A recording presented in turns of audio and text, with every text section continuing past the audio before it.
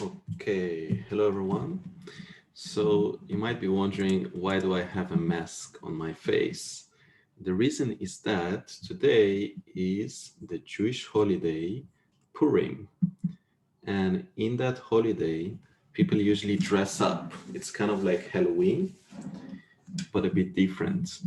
And so I was thinking that basically in Israel, usually people come to work dressed up in this special day. And I was thinking maybe I would do this via Zoom. I hope I'm not insulting everyone with my, religion. It is not a real mask. This is actually a feature of Zoom. If anyone's interested, what is this holiday? There's a 4-minute video on YouTube which explains the story behind this holiday. And I think the narrative is at least as good as Lion King. Okay. So let me remind you just a little bit what we were talking about in the previous lecture. I just wanted to recap what we've seen in the previous lecture before moving to the new topic. So in the previous lecture, we've talked about this model where you're trying to minimize a mean squared error loss. And you have a classifier W and some bias and some features and some one-hot vectors, right? And you can write this as WH plus B1 transpose minus Y, where W is the classifier, H are the last layer features, B is the bias, which is constant across the data set, and Y are one-hot vectors. And what we've seen was that the classifier can be written as what's written here. This was the result of our derivation. The classifier for the Cth class is equal to 1 over the number of classes, so this is just a scalar, multiplied by the within class covariance plus the between class covariance inverse multiplied by the class mean minus the global mean. Okay. Now, notice, first of all, in statistics, if you add up the within class covariance and the between class covariance, you get something which is called the total covariance, and that's denoted by sigma t. That's the first important thing to notice. The second thing is, notice how similar this classifier is to the classifier of linear discriminant analysis. Do you see the similarity? If you maybe, ignore this constant, just forget about it, then the only difference between the LDA, linear discriminant analysis classifier, and what you get from the frozen features model is that here you have a multiplication by sigma, you have an addition of sigma b. Does that make sense? So the two are in fact very related to one another. And with that, I think we're ready to move to today's topic. So today we're going to talk, what we do? Oh, today we're going to talk about our next subject, which is called neural collapse. So neural collapse is a work that I published with my collaborators in PNAS, the Proceedings of the National Academy of Sciences, in September of this year, or the previous year, I guess, which was quite recently. And today I'm gonna discuss what were the results of this paper, and hopefully you will see the connections to the previous subjects we've discussed. So here are my collaborators. So XY Han, who's a PhD student at Cornell, and David Donohoe, who's a professor in the statistics department at Stanford. Okay, so let me remind you a bit about DeepNet, since we haven't talked about deep learning directly for a few lectures. So we've seen that in deep learning, people have achieved superhuman performance in different tasks.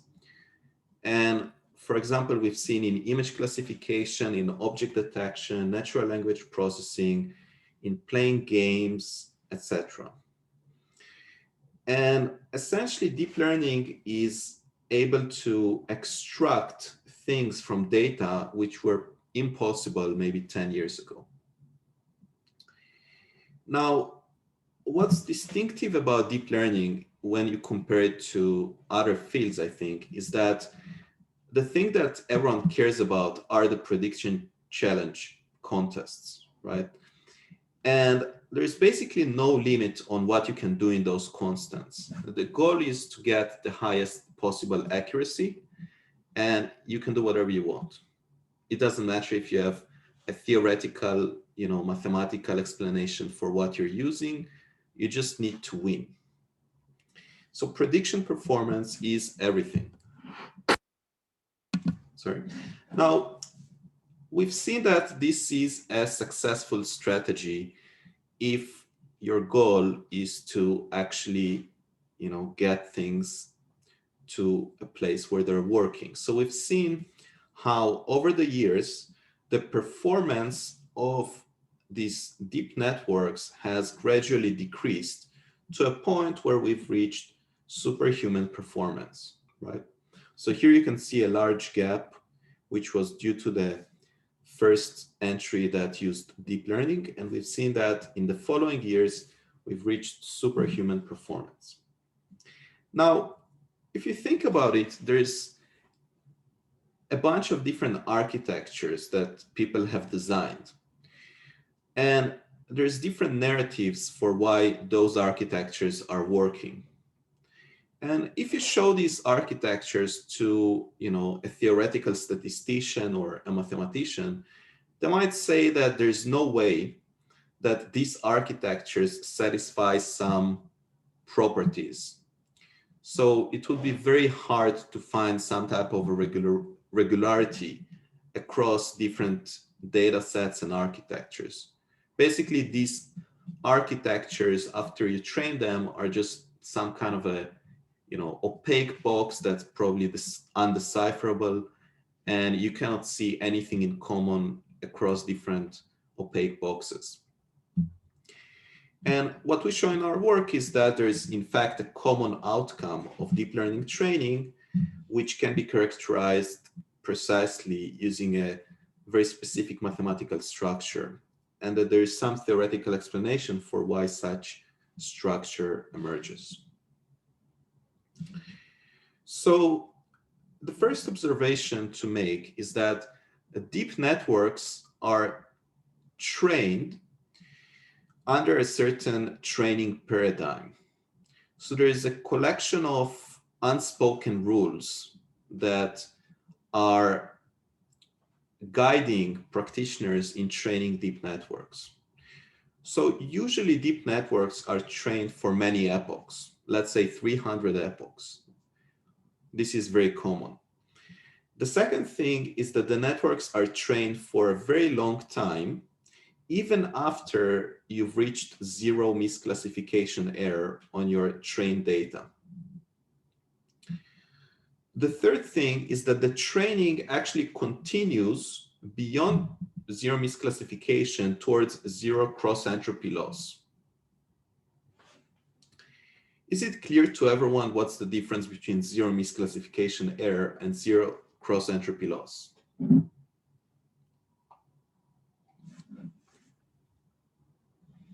Or perhaps can anyone explain what in their mind is the difference? Hopefully using words. You can speak instead of typing. Once upon a time, people used to use their voice to communicate before, social media took our voices. So I can say. Oh, hey. Hi. So I guess the difference is you can classify everything correctly without having, the outputs of the network being the actual one-hot labels that would give zero cross-entropy loss, right? Yeah, exactly, exactly. That's precisely correct. Thank you very much, Etienne.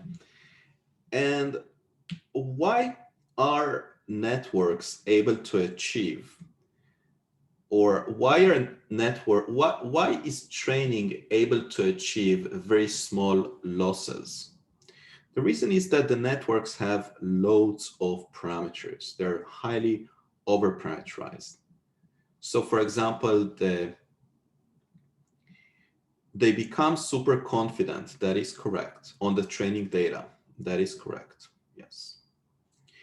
Now, why are you able to push your loss towards zero? Because the networks have many, many parameters. How many parameters? So if you look at a VGG or a ResNet, or a DenseNet, it's something like in the order of tens of millions of parameters. If you look at state-of-the-art networks, that are being trained on language models, you go to billions of parameters. Recently, I've seen a paper with trillion of parameters. People have many, many parameters. And we refer, when I say parameters, I mean the collection of all the weights of the different layers and the biases of the different layers. For example, does this answer the question, Amireza?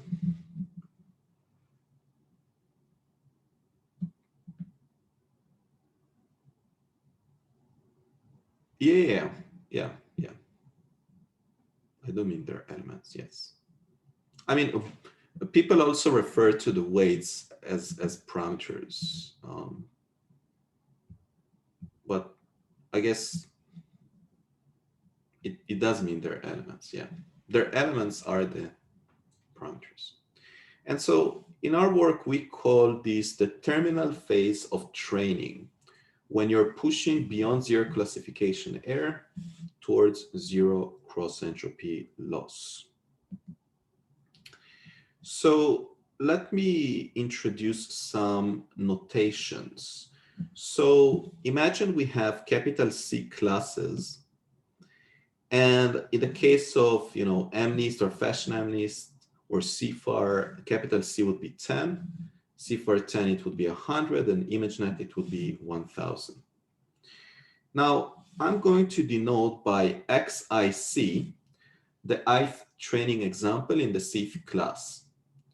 So what does that mean? So for example, if C is dog and I is equal to 1, XIC is the first dog in your data set. So I can be thought of as an index of repetition. Now, I'm also going to denote by HL the post-activation features. So HICL are the post-activation features of XIC at layer L. So these are the features that you obtain after the Lth ReLU, once you pass in the image XIC. And we also have the last layer features, which are the features obtained after the last ReLU and which are fed to the classifier. In general, if the last operation is not a ReLU, then it's basically what's going into the classifier. And the classifiers are going to be denoted by WC.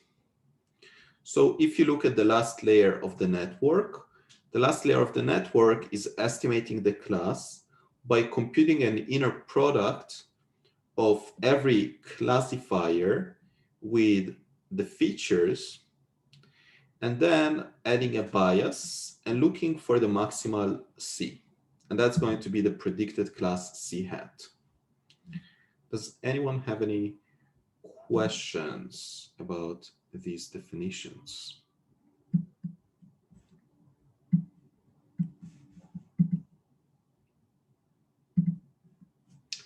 Oh, I didn't, oops, I had a bug in my Zoom where I didn't see everyone's video. Okay, now I can see. So no questions. Let us proceed. So just to make sure again, we understand the difference between the train error and the train loss, let us look at their definitions.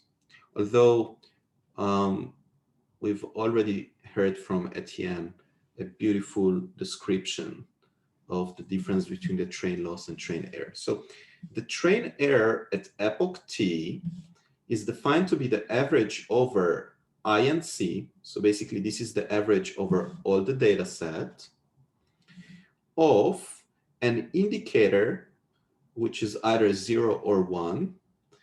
And the indicator is equal to 1 if the predicted class is not equal to the correct class. So notice what's written here is C hat is the predicted class of example XIC. And here we're counting all the cases when the predicted class is not equal to the correct class. So this is the train error, and it's just all the examples you're misclassifying. The train loss, on the other hand, is the cross entropy loss, which can be written as follows. So just quick question. So wow, a second voice in this lecture. I feel like we've broken a record. sorry, I was just trying to remember, did you mention if there's the same number of examples in each class, or we don't know yet? Yeah, that's a beautiful comment. Thank you very much. So I should have mentioned that the number of examples in all classes is the same. Otherwise, these definitions are indeed a bit strange. Maybe what was missing to get human voices was for me to wear a mask. Maybe by wearing a mask, people are not afraid to voice their voices. So basically, the train loss here is the cross entropy loss. And indeed, as Gina said, we're essentially assuming that I goes from 1 to, I think we're denoting it by capital N, and C goes from 1 to capital C. So capital C is the number of classes, and capital N is the number of examples per class. So what would be capital N for CIFAR? Capital N for CIFAR, for example, would be 5,000. Okay. Now here you can see again the definition of the softmax, and hopefully you've done the homework one, so this doesn't look strange to you. When I say homework one, I mean problem set one. Okay, so next I'm going to introduce some terminology because that is needed to explain the phenomenon we're going to discuss. So imagine we look at the set of all HIC. HIC are the features that go into the classifier, and they're indexed by I and C. Now, imagine we take all of these features and we calculate a global mean. Hopefully the words global mean are not too strange for you because we've seen these words previously in the lecture on linear discriminant analysis, right? So we're calculating a global mean of the features, and then we're calculating a set of class means where C goes from 1 to capital C. So we're just averaging the features for a certain class. Next, we define the within class covariance, which is measuring the perturbations of features from their corresponding class mean. And lastly, we define the between class covariance, which is the covariance of the class means. Does anyone have any questions about this terminology? I will illustrate it using plots very shortly, if plots are maybe plots would make this more tangible.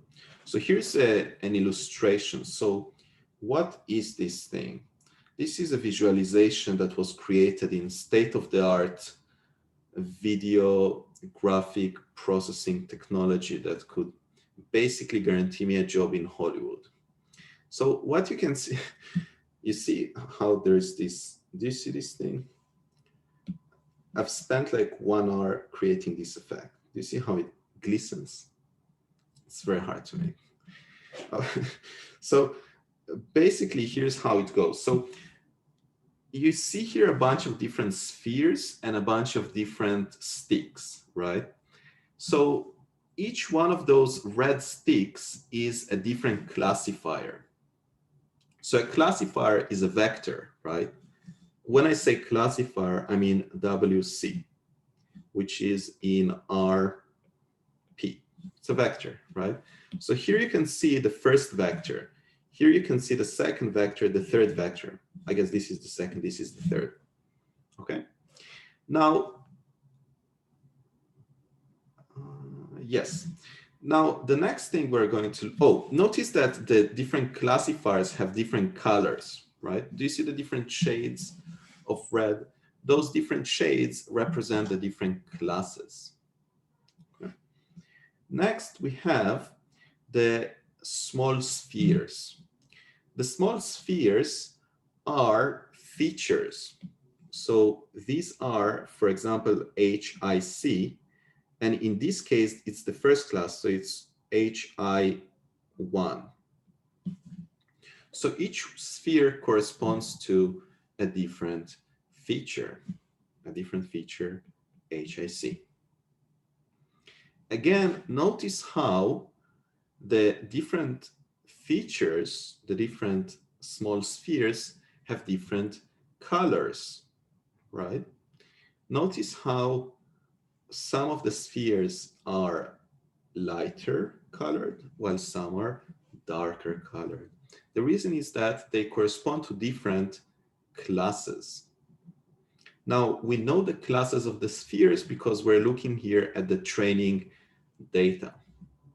We have the labels of the training data.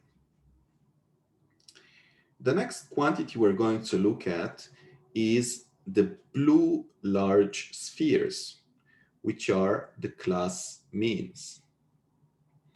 So basically, how does one obtain these class means? Does anyone have any idea? How does one obtain these class means?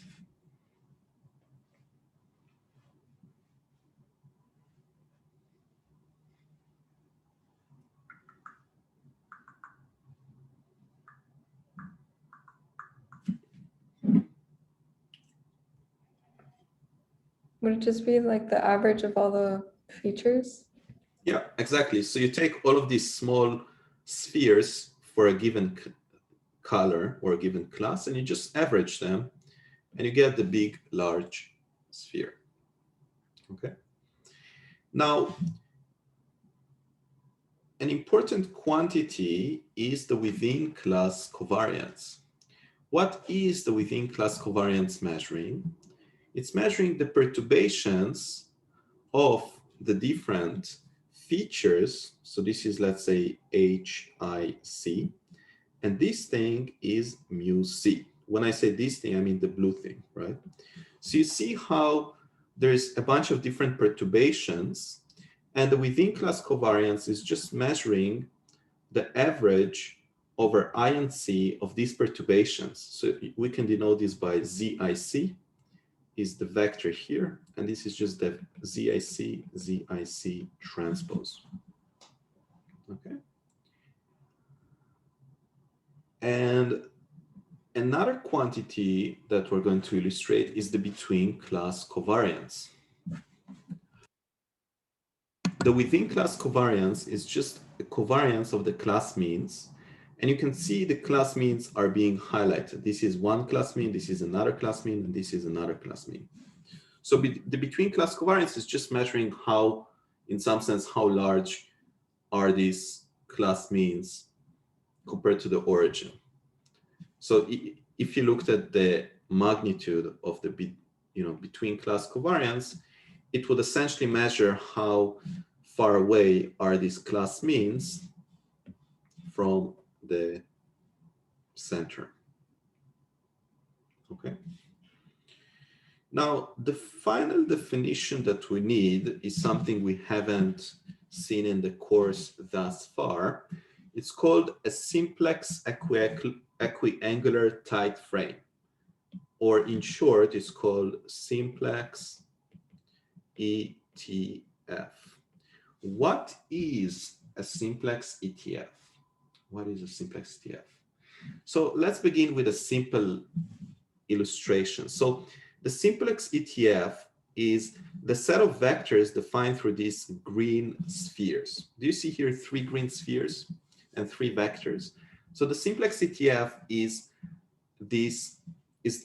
basically these 3 spheres. Now, the vectors corresponding to the simplex ETF satisfy 3 properties. The first property is equinormness. What do the words equinormness mean? So equinormness means that the length of each one of these vectors is equal. Do you see how the lengths are in fact equal? For example, this thing has equal length to this thing, has equal length to this thing. The second property, so here properties are written. This is the first property. The second property is equiangleness. What is equiangleness? Equiangleness says that the angle here is equal to the angle here is equal to the angle here, right? So all angles are equal, pairwise angles. And the third property is that this equal angle is the maximal possible angle subject to the constraints that we have. And by constraints, I mean subject to the dimensions in which we are. This is a specific ETF so this is a specific ETF. So the visualization here, let's say ETF is in R 2 times 3. Sometimes people like calling this ETF a name. What name would you give to this ETF if you were able to give it a name? There's only one correct answer to this question. Let me give you a small hint, okay? No, it's not isotropic. Let me give you a small hint. And let me remove this so it doesn't confuse you. Does this look familiar to anyone?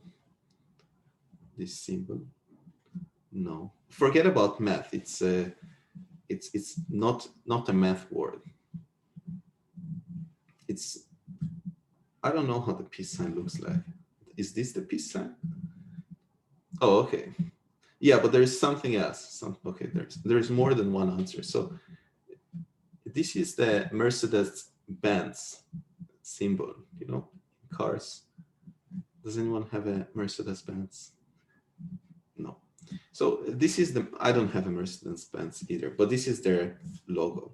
It seems like they're into this type of mathematical structures. So basically we have this ETF, which will be very important in our discussions. Now, I should mention that an ETF, so the words simplex ETF, simplex indicates that so there's different equiangular tight frames that you might find out there. Simplex ETF is the very special case in which the ETF is of dimension P times C, where P is greater than C, or maybe greater or equal. Let's say if P is greater than C, then the only ETF is this ETF. So basically there's a dimension restriction. We have C vectors and we have some high dimensional space, let's say of dimension P. if that's the case, then the only thing that satisfies these properties is this thing. So maybe I should write formally the definition of an ETF instead of trying to, here P, right, so it should be P greater than C minus 1, I think. This is the correct dimension constraint. Thank you for the correction, Amireza. So if P was less than C, then there is a whole topic in mathematics that studies what kind of equiangular tight frames exist in such dimensions. You can write a paper on this if you wanted to. So let me define what is a simplex ETF. So a simplex ETF is equal to a partial orthogonal matrix U multiplied by an identity of size C by C minus a once vector multiplied by a once vector divided by C. So in simple words, what does this mean? So U is a matrix that satisfies this property. You can think of mu U as being a very tall, this is supposed to be a U. U is a very tall matrix which contains orthogonal columns, okay? Have you seen partial orthogonal matrices in your life previously? No. Maybe in the context of Gram-Schmidt or something. Have you seen Gram-Schmidt? Yeah. So it's just a matrix where all the columns are orthogonal to each other. And the way you specify this concisely is by saying U transpose U is equal to an identity. And a simplex ETF is a matrix that is basically this U multiplied by this thing. Does anyone recognize this thing from previous lectures? Does this look familiar to anyone? It does. Wow. And how did we call such a matrix in previous lectures? The centering operator. Wow. I'm shocked people actually remember. Thank you, Etienne. So it is indeed a centering operator. And in simple words, what is a simplex ETF? A simplex ETF is a partial orthogonal matrix that you subtract the global mean of its columns. Does this sound reasonably simple or not? Somewhat.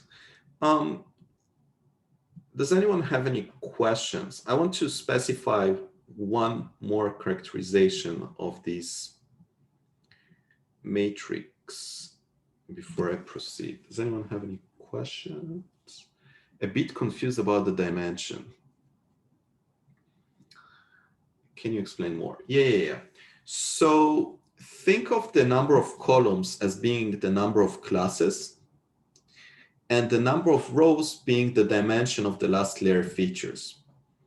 So basically in all architectures, the number of classes is significantly smaller than the number of features.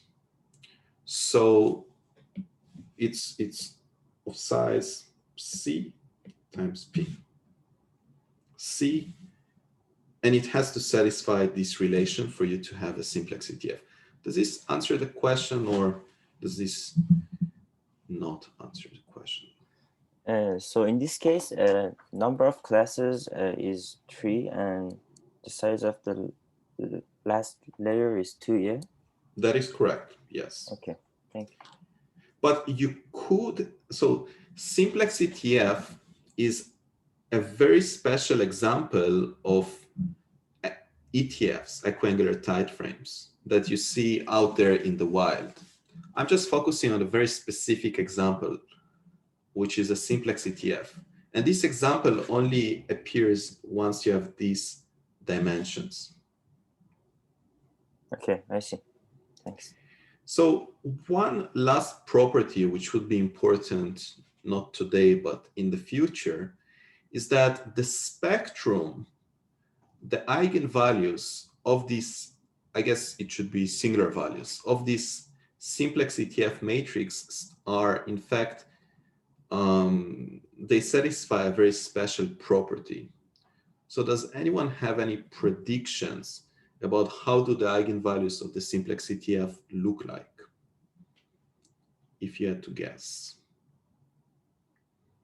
How many singular values does the simplex CTF have, first of all? Non-zero ones.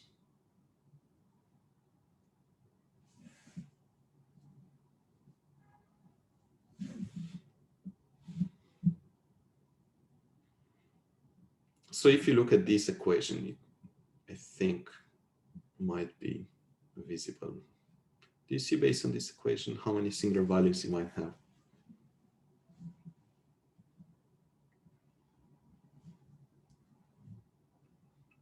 Maybe I should ask, do you know what a singular value is, or should I? Maybe that's a preliminary question. I don't quite remember. I remember it had to do with the square of like all the eigenvalues or something like that. Yeah. That's correct. So in order to find the singular values, you just take the matrix and multiply it by itself transpose, right? So in this case, if you do that, you get, right, so let's just do that actually. So if you do that, you get the matrix I minus, 1 transpose over C, U transpose. This is the simplex CTF transpose.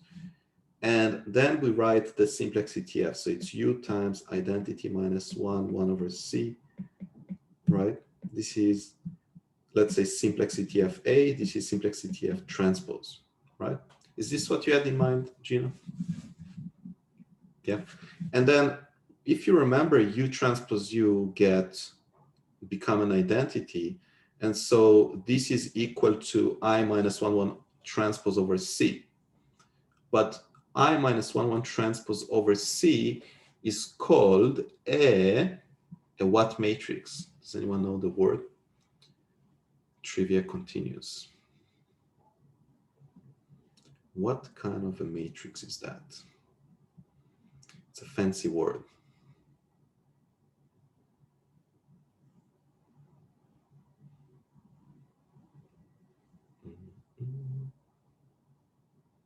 So I'm just trying to remember, is one of a vector? Yeah, it is a vector, yeah. And so when you do 1 transpose, it's basically a matrix of ones. Mm-hmm. So I minus 1 transpose over C, if you multiply it by itself, it's actually equal to I minus 1 transpose over C.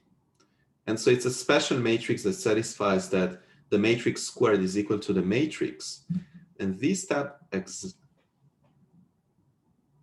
so idempotent.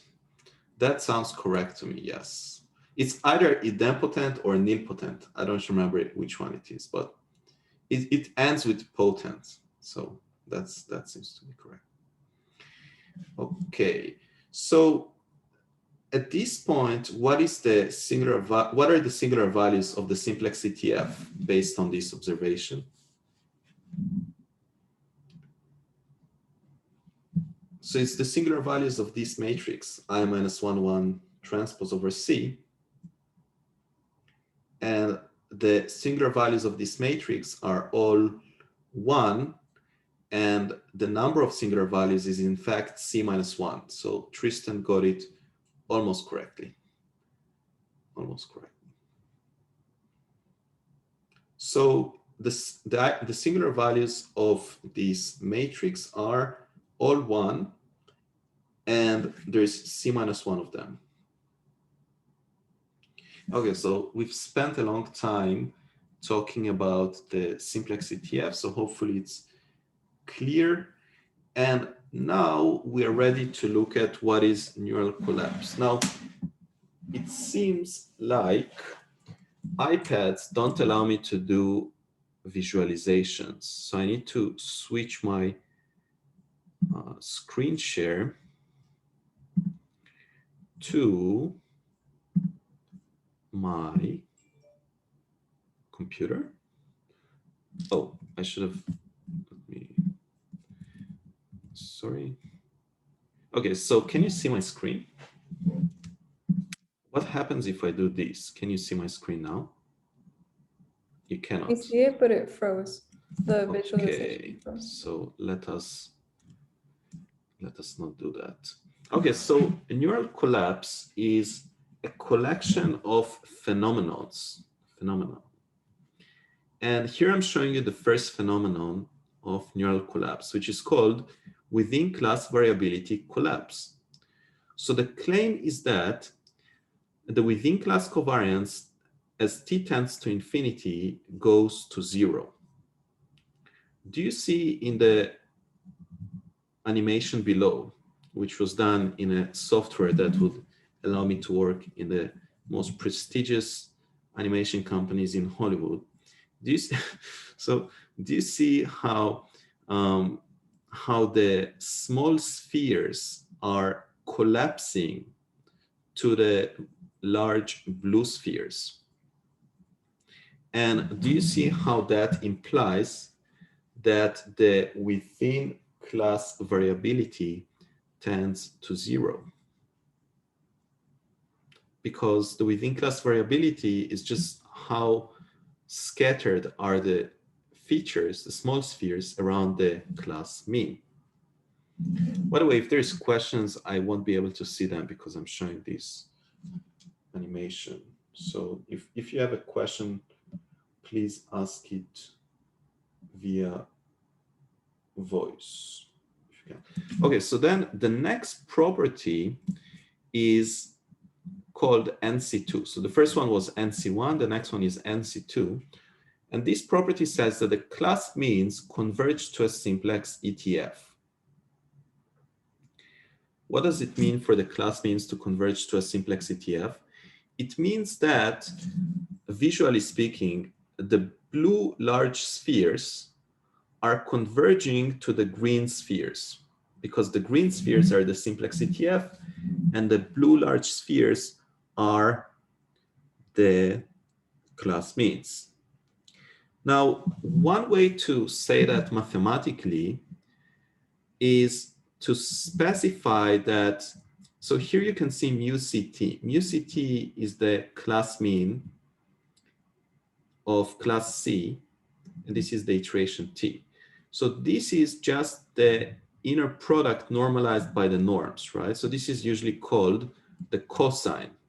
Have you heard the word cosine previously in your life? You have. So what you can see here is that the cosine tends to 1 if C is equal to C prime, and it tends to -1 over C minus 1 if they're not equal to each other. Do you remember how after Gina's question, we wrote simplex ETF transpose multiplied by simplex ETF, and we showed that that was equal to identity minus 1 transpose over C, right? So this is just this formula up to a scalar, I guess, up to a scalar. So does anyone have any questions about the formula? This formula is equivalent to saying the class means converge to a simplex ETF. Is this kind of like, I mean, I could be wrong, but is this kind of like visualizing the learning process? How it's Exactly, yeah. Okay. I should have mentioned that, thank you. So the animation is showing what happens during the epochs of training of the network. I also have another question. Is -1 over C minus 1 is the cosine of the angle of these green dots? The angle? Yeah, that is correct. Yes. Okay. That is correct. Yes. I mean, this is just an equation, but in words, basically it's saying that the class means, which are the blue large spheres, are tending to the green spheres, and the green spheres are a simplex ETF. I also have another question. How do the singular values of that matrix U that you defined in the previous slide evolve during the learning process? I mean, finally, it should evolve to this simplex ETF that C minus 1 of the singular values are equal to 1 and 1 is equal to 0, yeah? Yeah, but I just wanted to correct one thing. The singular values of U alone are all equal to 1 because it's a partial orthogonal matrix. Oh, yeah. But the singular values of the simplex ETF indeed should evolve to what you said. The third property is called NC3, and it's convergence to self-duality. And basically it says that the classifiers WC are going to converge to the class means mu C after you normalize everything by their norm, L2 norm. So pictorially, graphically, animation-wise, that means that the class means, which are the large blue spheres, should converge to the classifiers, which are the large red spheres. Do you see how this happens, by the way? Here, everything just becomes the same. You see, initially the classifier is something, and then eventually it converges to being equal to the class means. Is it a phenomenon that happens for all the deep networks? As we will see, it seems like not today, but next time, the answer is yes. This is why it's in fact pervasive. Prevalence was in the title because of this fact. So to summarize, a neural collapse is the combination of 4 phenomena. The first phenomena is the within class variability collapses to 0. The second phenomenon is that the class means converge to a simplex ETF. The third phenomenon is that the classifiers converge to the same simplex ETF. And the fourth phenomenon is that the decision of the network becomes equivalent to simply choosing the nearest class center. So if you take a new test point and you ask, which class is this test point going to be predicted? So the answer is that this class point is just going to be predicted by the network as the class of the closest class mean. So this is very similar to something we've already seen in the context of linear discriminant analysis. Do you remember there's something to do with nearest centroid, nearest class center, and so on? Or do you not remember? Kind of remember. Okay, if you kind of remember, maybe I shouldn't mention it. Okay, so it seems like we're out of time, but next lecture, I'm going to show you empirical evidence that shows this phenomenon is pervasive across different architectures and data sets. Thank you for joining. And if you would like, take a look at the 4-minute video explaining the origin of the Purim holiday.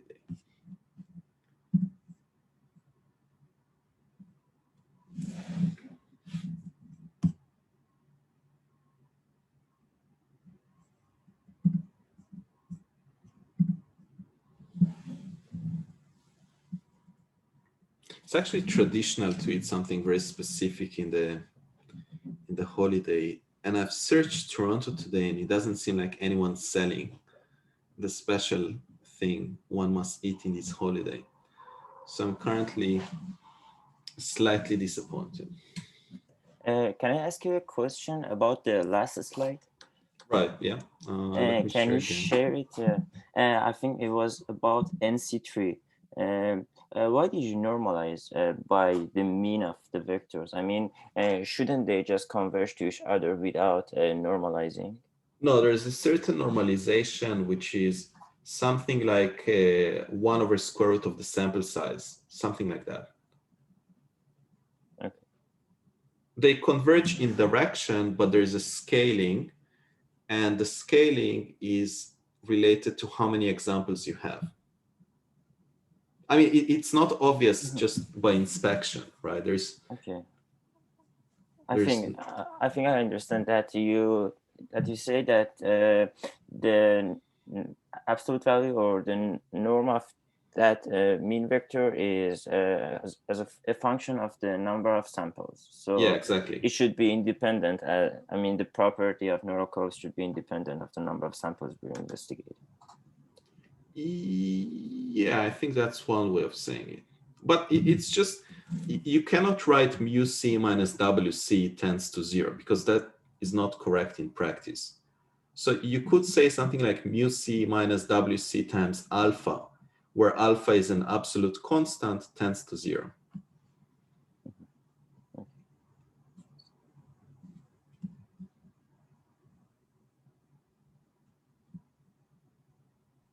So can I ask, just to see if I'm getting this, understanding this correctly?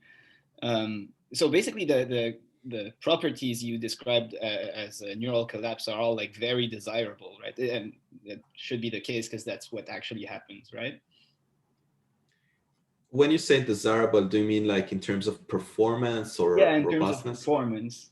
So like you sort of want the mu c's, the class averages, right, to be sort of as far as possible from each other, right? So that's why it converge to an ETF, right? Exactly. And in fact, I'll mention this in one of the following lectures, basically the benefits of neural collapse. And it's literally what you just said. Yeah. Right. I mean, I guess, I don't know if the classes are cats and dogs, you want like the network to think just dog when it sees any sort of dog, right? Forget about the differences between the dogs, right? So that's why, so that's another part. It's not just that the means are as far as possible, but also the within class covariance should be as small as possible, because, you know, you want the network to just think this is a dog, not think which type or whatever, right? Yeah, exactly. That is correct. Yeah. And then a pretty stupid question, but so just to see if because I wasn't quite sure at first, but so the little blue balls, right? They live in R2, right? This isn't, I shouldn't see this as like something, a three-dimensional thing, right? Am I right? Not quite. In fact, Not quite, okay. Everything here is very high dimensional, but okay, I see. I'm just, basically I've projected everything to 2 dimensions because you can only visualize 2 dimensions, right? Right. Okay. But you should think of this as having many dimensions. Like in this case, it's something like 4,000 dimensional space. And I'm just showing what happens in the, once you project everything to the span of the class means and the classifiers. Okay, this makes sense. Yeah, thanks. So you're saying that this animation is not an exact figure of what's happening? No, it is not. It's an animation designed to invoke in your mind the properties, but it is exact in the sense that there's no way for you to plot 4,000 dimensions, right? So what you do is you do something like low dimensionality reduction to some subspace, and you just visualize the data in that subspace. Okay. But when you said that the dimension of this simplex ETF is 3 by 2, what did you mean? I mean, so when I said it's a 3, let me just switch to my, 1 second.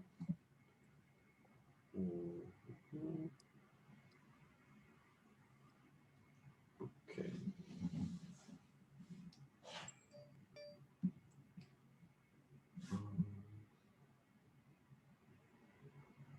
So in this specific example that I'm visualizing, in the visualization, the simplex ETF is of size 2 times 3.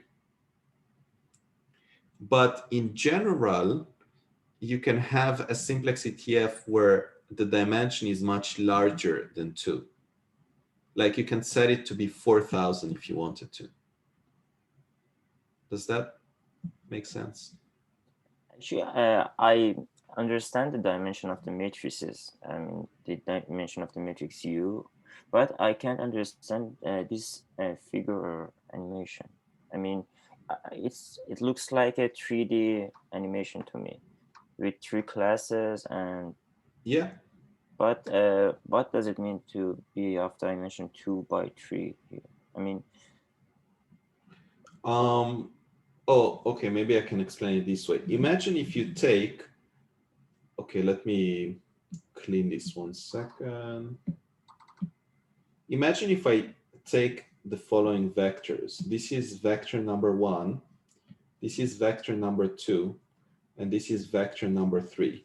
So these are 3 vectors, so let's denote them by V1, V2, V3.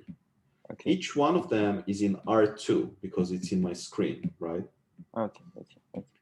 And then if you place them in a matrix, Mhm. as columns of a matrix, you get something in 2 times 3. Okay, I see. Now I understand. Thank you.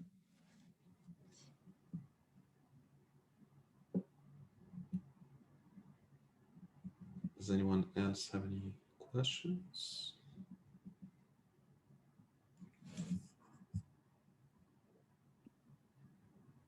Oh, what's the thing you're supposed to eat?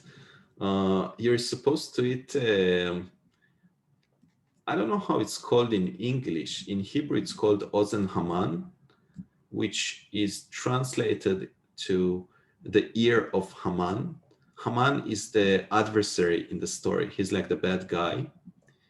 And you're supposed to eat his ears. So it's basically a pastry that has like some filling inside it. And the filling is, I like chocolate filling, but there's different varieties. Like sometimes you put,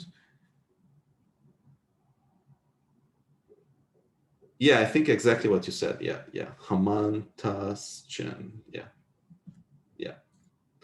I think that's the Yiddish name probably. And can you find that in Toronto or? You cannot find, I tried, no. Oh, that's bad. Very unfortunate. Oh, too bad. Surprising because we can find almost everything. I know, yeah. All right. So maybe you'll have to learn to bake it yourself or something. No, I don't think that's going to happen. Okay. All right. Well, thanks for the lecture. I'm gonna go now. Thank you. Bye-bye. Bye.